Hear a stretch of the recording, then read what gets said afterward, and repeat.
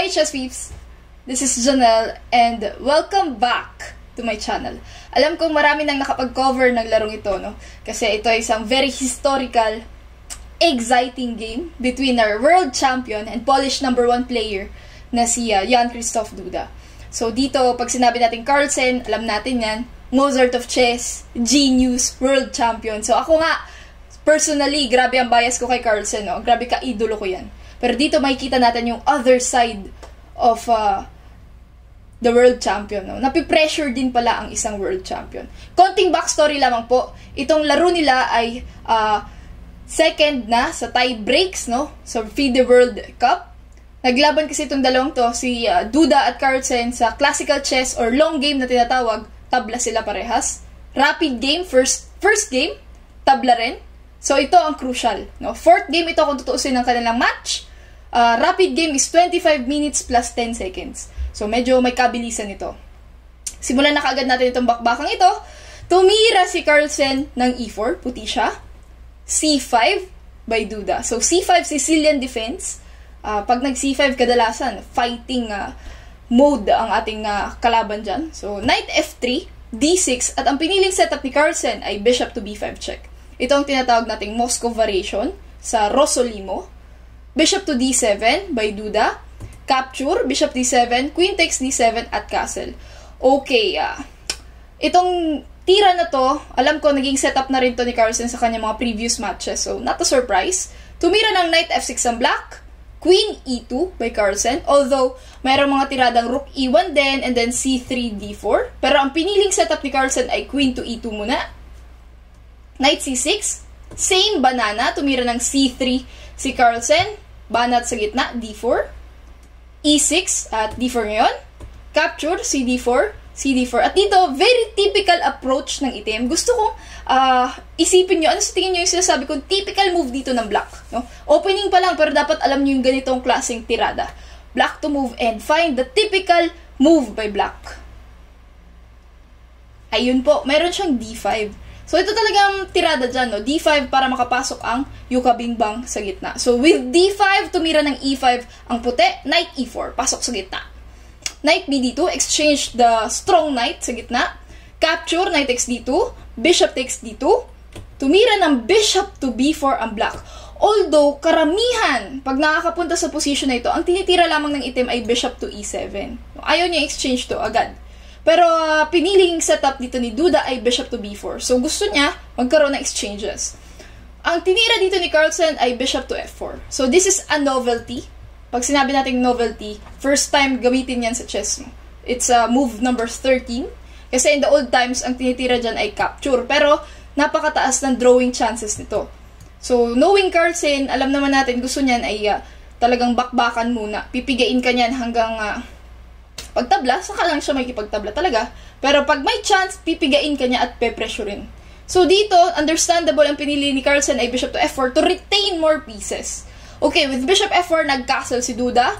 Queen to D3, konting alalay sa D4 pawn, no?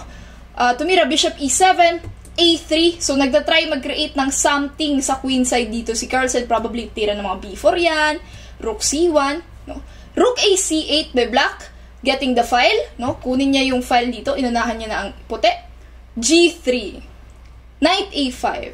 So, ang Knight A5 is a very nice move by black, no? Exploiting yung mga butas sa position ng puti. Typical yan. B3 by Carlsen, syempre. Anti-mana sa mga Knight C4. Tumira ng Queen C6 ang black. Bishop to D2. So, ang Queen C6, ang idea niyan is pumasok sa 7th rank, mga Queen C2, no? So, dyan, dinisturb ni Carlsen, tumira siya ng Bishop to D2, inatake ang Knight sa A5. Queen to B6, para additional pressure. Rook A B1, at A6 lamang ngayon. So, wala pa masyado nangyayari. King to G2, alright? So, nakita na natin ang purpose nitong G3 na ito, para may mga King G2, tsaka mamaya, siguro, mga H4, Rook H1, G4, H5, G5, I don't know, gagawa ng something sa king side si Carlsen. Siguro yan ang kanyang pinaka-idea. Kaya siya nagre-retain ng mas maraming pyesa at nagkikreate siya ng konting butas-butas dito sa king side. No? Yun ang gusto niyang pinaka-idea. Gusto niyang makipagbakbakan talaga kung tutusin. So dito tumira, balik tayo, no? King to G2 by white. Knight C6, bumalik, no? Rook to E1. At dito nakipag lips to lips ang queen ni Duda sa queen ni Carlsen. So, gusto niya ng endgame lamang po. Very welcome ang endgame dito kasi pag kinain ng queen takes b5, a b5, okay, double pawn nga po ang black, pero wala siyang kaproblema, especially sa kanyang bishop. Considered as a good bishop din to. Kasi, pansinin nyo, crucial to, no? Ang dalawang pawns ng puti sa dark square. Dark square ang matitirang bishop dito. So, there's a potential na mabad bishop to. So, anyway, balik tayo dito. After queen to b5, sabi ni Carlsen, ayoko nga, tumira siya ng queen to b1. Rook c7, with the idea of doubling dito sa file na to, no? h4, yan, banat. Rook fc8, rook a2. In anticipation sa mga pasok sa rook c2, a5. Another typical plan, titira yan ng a4. Rook h1, a4 ngayon, at b4. Okay, so anong mapapansin natin ngayon dito, guys? Fixed ang pawn structure. Ibig sabihin ng fixed, ayan o, fixed siya, hindi siya basta magagalaw. Ngayon, ang knight na ito ay pwede mag-maneuver by playing knight a7, knight b5. At kapansin-pansin, ang mga pawns ng puti ay nasa dark square. Oh my gosh, pag nagkaroon ng endgame, medyo delikading yan dahil pwedeng maging good bishop versus bad bishop, no?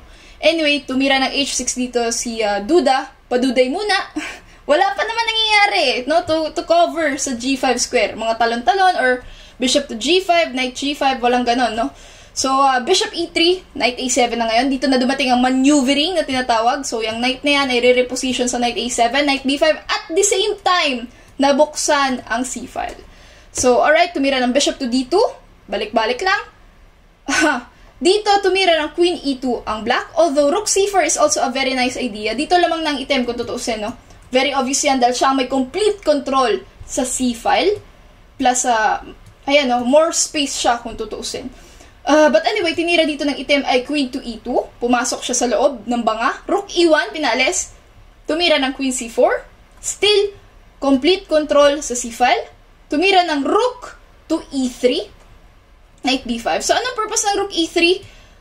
Titira siya ng mga rook c3 pero hindi hinayaan niya ni Duda. Tumira siya ng knight to b5 to control the c3 square. Plus, pansin din natin, no, may threat siya ng mga knight d4. Alright, tumira rook d3 to defend the pawn on d4. Rook to c6. Rook b2. Alright. So, dito mapapansin din natin ng isang defect sa position ng itim. I mean, ng puti. Ito, yung pawn sa a3, naka-fix. Hirap yan. Talagang dapat depensahan niya ng puti na maigi. Tumira ng bishop to d8 ang black. Anong purpose ng bishop to d8? Guys, ito yan, no? Bang! Bishop to d8 to bishop to b6. That's a very common positional idea, no? Dapat alam niyo yan, guys. Lalo na kung nagbabasa kayo ng mga techniques in chess. Alright, so bishop to d8, tumira g4. Bishop to b6, another pressurizing dito sa d4 pawn nito. Tumira ng bishop to e3. Bang! Pasok knight c3. Anong purpose nan, guys? Pag-isipan nyo, bakit pumasok yung knight sa c3? Naturalmente, gustong mag-reposition ulit sa knight e4. Queen f1, bang. Queen b5 muna. I'm sorry, hindi nagmamadali. Rook c2, at dito tumira ng knight e4 ang black. Kinain, rook takes c6. Although guys, alam nyo ba, dito sa position ito, pwede rin magkaroon ng isang attempt si Duda to play rook 8 c7. Alam mo yun, parang waiting lang, papatayin mo siya sa pag-guess or inis. Kasi dito, mapapansin nyo, may mga tactics na dito kung magiging careless ang puti. For example, tumira ng king g1. Gusto ko nga pag-isipan nyo ang tactics dito by black.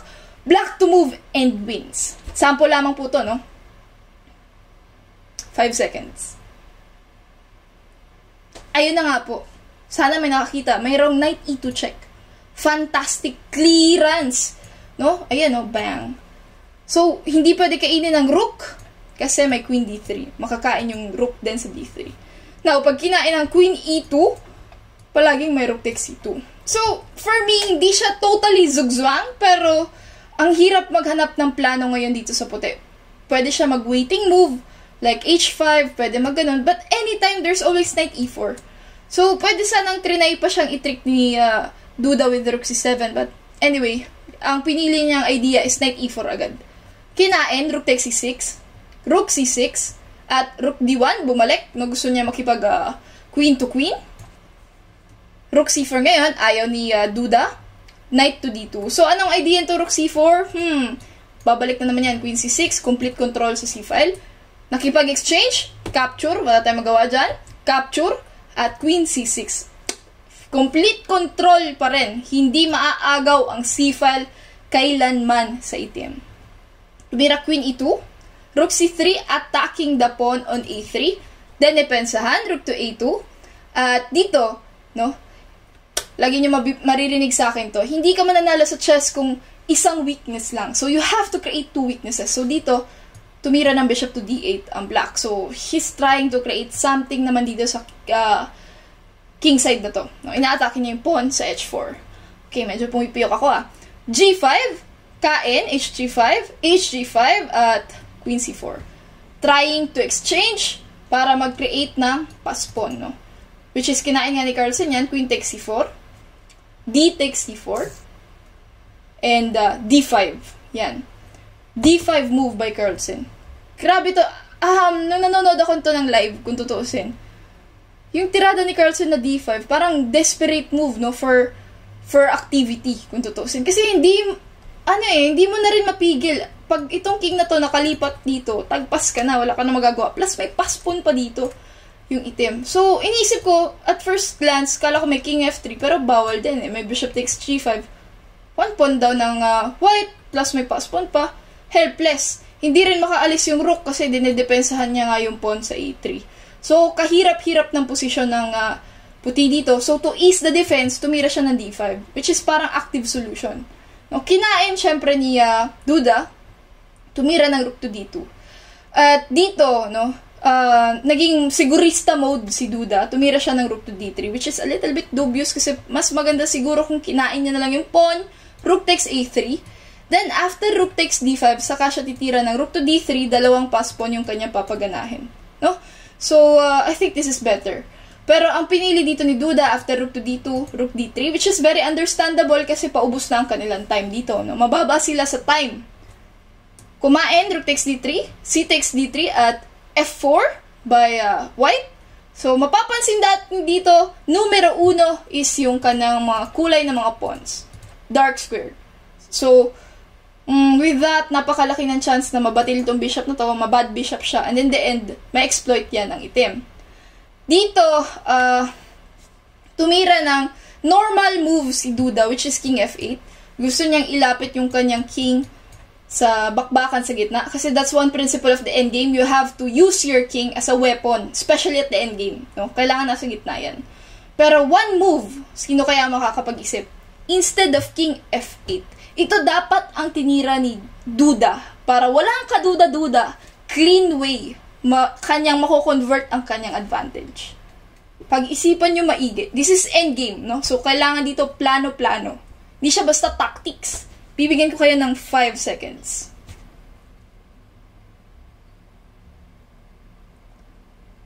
The best way dito to exploit the position is to create another butas sa king side. No? Kailangan niya mag-create ng another weakness. So, the best move is f6. f6. Pag kinain, gf6, gf6, ef6, bishop f6, kitang-kita natin ang king may lusot na palagi. No? King f7, king g6, king f5, another attack. Paglapit, king f3, king. Pag dinipensahan, let's say, dinipensahan yung mga idea na bishop c3, pwede nga to, pwede tumira bishop b2 pero makakalapit ng king e3. Ang gagawin dito ng itim, no, ay bishop to d4. Ito ang tinatawag nating barrier. Pansinin nyo, hindi makalapit ang king. So with this, mananalo ang itim dito kasi lalapit niya lang yung king niya, masusugswang ang white. So, pag sinabi natin sugswang, halos wala na siya maitira. So, yan. Ito ang best move, no? So, supposedly, after f4, ang best move dito ng itim is to play f6. Kailangan mag-create siya ng something, no? Ng second weakness or opening another door sa king side. But anyway, ang tinira dito ni Duda, king f8. Tumira ng king f3 ang white. King e7. Chumek. King e6 at king e3. So, akmang kakainin na ang pawn sa d3. King f5, kinain, king takes d3. At dito, very interesting. Kasi kapag kinain ang king takes f4, anticipate yan ni Carlsen, na-analyze niyan, mayroong malupit na tira. Yun ay connected sa tinatawag nating breakthrough. Sana ay makita nyo ito, no? Ito ay G6. Ang idea is, pag kinain FG6, mayroong E6, and then E7. So, naturally, no? Pag may ganong option, syempre, makikita yun ni Duda kasi 27 ang rating niyan, napaka kasama sa World Elite yan. Hindi niya papayagan yung mga ganong klaseng breakthrough. So, ang tinira niya ay G6. Full stop dito sa pawn sa G5. G6. Bumalik, bishop to E3, bishop to C7, B5 by white. Although itong B5, medyo hindi natin ito kursunada. Kasi pag tira ng B5, nagkaroon ng mga threat ng bishop A5, mga ganito, no? Pwede yan. Pwede yung mga ganyang klaseng idea. Makakaikot yung bishop, baka makain yung pawn sa F4. But, medyo nakaka-recover na dito ang puti. Bumalik, bishop to D8, king to D4, check, king D3, bumalik ulit, bishop to D8, king to D4. Dito, nakikita ko, ina-anticipate ni Carlsen na magkakaroon ng repetition of moves. So, malamang baka matable ito. Pero, true to his fighter na pagkatao, ang tinira dito ni Duda ay bishop to E7. So, nag-create siya ng threat dito. At the same time, nagbago siya ng tira to avoid any repetition. Bishop to C1, dumepensa. King E6 ngayon, depensa rin sa D5 pawn. Bishop to B2, bishop to D8, pumasok ngayon ang king, no? Bishop to A5. At dito, malupit ang blunder ni Carlsen. Tumira siya ng bishop to C1. Dito papasok ang ating quote of the day. Pinili ko talaga to, no? The winner of the game is the player who makes the next to last mistake. Yan ang sabi ni Tartakower, no? Another old master. Bishop to C1 is a grave blunder na ito ang nagpatalo sa kanya sa endgame, no? Isang tira lang, no? Naubos. Bakit? After bishop to C1, may malupit na tira. Yan ay bishop to C3. Kasi kapag pumasok, ngayon na wala ang bantay sa B6, no, pwede pumasok ang puti, king B6, mayroong D4, dire-diretso ang pawn. No? Aalalayan niya hanggang graduation time. Yung kanyang pawn, makakain one piece down. So, supposedly, dito, dapat, ang tinira, back lang tayo, no? Pag tira ng bishop A5 ni Duda, hindi dapat bishop C1 ang piniling depensa dito ni Carlsen. Ang best na dapat niyang itinira ay bishop to D4. With the idea na pag tumira ng bishop to D2, hindi maganda yan kasi makakapasok no, may king B6. Ubus siya dyan. Kain. Ubus, oh. Baka si Carlsen pa manalo dito, dire-diretso yung pawn. So with that, dapat ang best defense ay bishop to D4. Ignore niya lang kasi may threat din siya palagi na pumasok sa entrada sa queen side ni Duda, no? King B6, king B7. So, what a pity, tumira ng bishop C1 dito si Carlsen at natirahan siya ng malupihit na bishop to C3. Dito, tumira ng king B6, tumira pala ng B6 si Carlsen. Yun na nga, kasi pag tumira king B6, mayroong D4, dire-diretso yung pawn, graduate, so B6. Another observation natin dito, itim na naman yung mga pawn, tapos si Duda ay nasa puti. Super good bishop versus bad bishop. Push the pawn, D4. King C4 para maantabayanan yung mga D3. Umatras, king to D7. Bishop to E3, another nice last minute trick ni Carlsen kasi pag kinain ng DE3, king C3, at let's say for example, king C6, habulin yung pawn. Tira ng king to D3, and after king B6, mayroong F5, another breakthrough. Dapat alam nyo na yan sa ngayon, no? Ito tinatawag natin breakthrough in chess, kain, and then E6. Okay? Kain, and then G6. Dire-diretso ang pawn. Mauuna makagraduate. So, syempre, hindi na fall into that trap si Duda. Hindi kasi siya mahilig ma-fall, eh. So, tumira lamang siya ng bishop to B2, attacking this pawn on A3. So, kinain, bishop takes D4. Kain ngayon, bishop to E3. So, very dangerous itong pawn ito. Pass pawn. Outside pass pawn, no? Bishop to B2. King B4. Push the pawn. Pwersado. King to B3. Tumira ng king E6 ngayon. Back. So, ito, more of katumbas ito ay resignation na rin kung tutuusin kasi stuck na yung king. King A2. King D5. Ayan. Nakalapit ang king ni Duda from here, nakapunta dito, plus dito, umatras, bishop to D4, Nilet go niya yung pawn na to para ito naman yung makain sa b6. Kain.